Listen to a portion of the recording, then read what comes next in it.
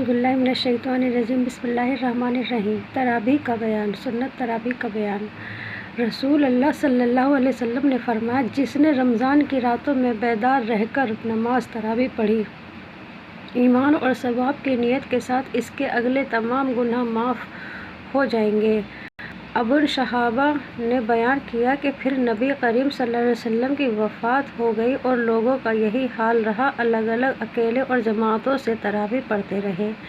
اس کے بعد ابو بکر رضی اللہ عنہ نے کے دور خلافت میں اور عمر رضی اللہ عنہ کے ابتدائی دور خلافت میں ایسا ہی رہا۔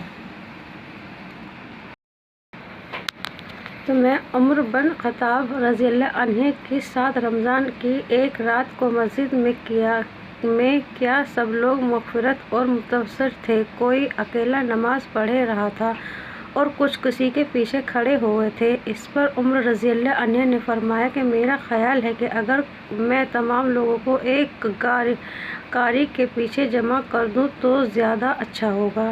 چنانچہ آپ نے یہی ٹھان کر ابی بن قحافہ رضی اللہ عنہ کو ان کا امام بنا دیا۔ پھر ایک رات جو میں ان کے ساتھ نکلا تو دیکھا کہ لوگ اپنے امام کے پیچھے نماز تراویح پڑھ رہے تھے۔ حضرت عمر رضی اللہ عنہ نے فرمایا، یہ نیا طریقہ بہتر ہے، مناسب ہے، اور رات کا وہ حصہ جس میں یہ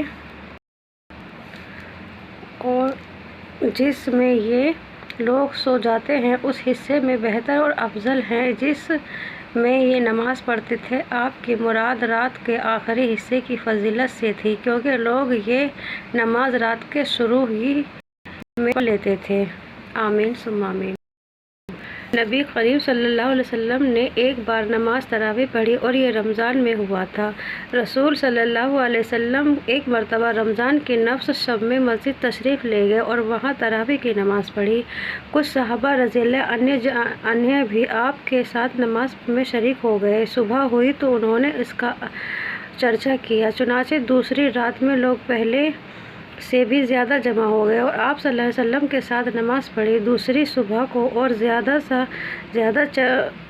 چرچا ہوا اور تیسری رات میں اس سے بھی زیادہ لوگ جمع ہو گئے۔ آپ صلی اللہ علیہ وسلم نے اس رات بھی نماز پڑھی اور لوگوں نے آپ صلی اللہ علیہ وسلم کی اقتداء کی۔ چوتھی رات کو یہ عالم تھا کہ مسجد میں نماز پڑھنے آنے والوں کے لیے جگہ بھی باقی نہیں رہی تھی۔ آمین ثم آمین۔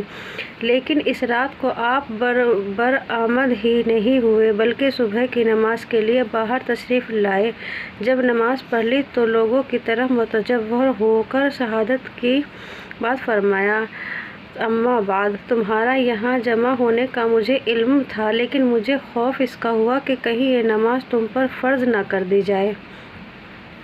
تو یہ میری ویڈیو تھی تراویح کے لیے۔ آپ کو اچھی لگی ہو تو میرے چینل کو سبسکرائب کریں، کمنٹ کریں، زیادہ سے زیادہ شیئر کریں۔ اللہ حافظ۔